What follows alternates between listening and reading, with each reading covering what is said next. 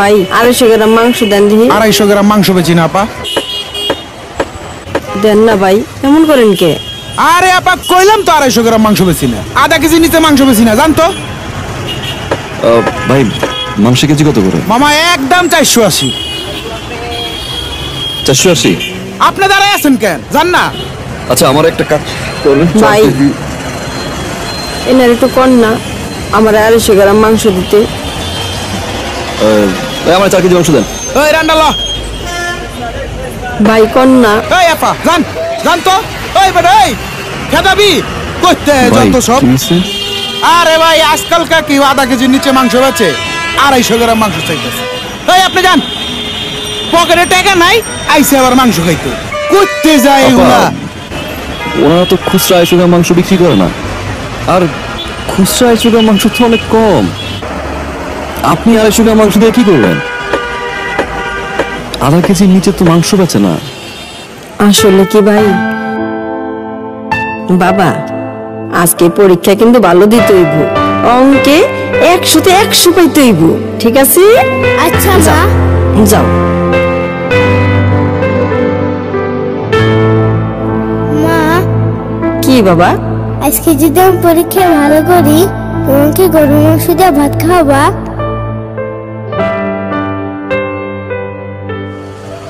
পোলাটা ছোটবেলাতে বাপ নাই, জীবনে অনেক কিছু চাইছে, কিন্তু তার কোনোদিন কোনো চাওয়া পূরণ করতে পারি নাই। আইজো মনে পারলাম না ভাই।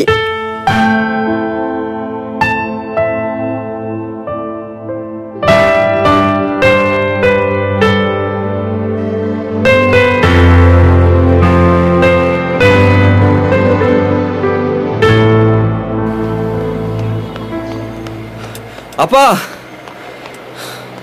আপা আপনি? এই নেন, আমি 2 কেজি নিছি, আর এই 2 কেজি আপনার জন্য। এতগুলো মাংস? আমার কাছে তো এত টাকা নাই ভাই। নেন ভাই, আপনারটা আপনি লয়ে যান। ভাই বলছেন না, আজকে না হয় ভাই তার বোনের ছেলের একটা ইচ্ছা পূরণ করলো। রাখেন, আমার বাসায় 2 কেজি মাংসতে হয়ে যায়। এটা আপনার জন্য। আল্লাহ আপনার ভালো করুক, অনেক বড় মনের মানুষ আপনি। আপনার মনটার মতন যেন আপনার বড় করে রাখে। এই বোন বাইরের জন্য দোয়া করব, আল্লাহ যেন বাইরে ভালো রাখে।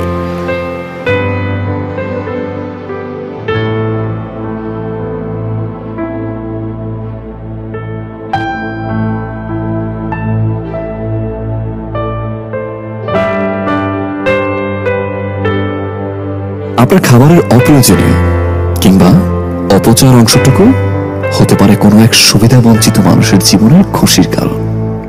আসুন, প্রয়োজনের বেশি অপচয় না করে এ সকল অবহেলিত মানুষের মুখে হাসি ফোটাই।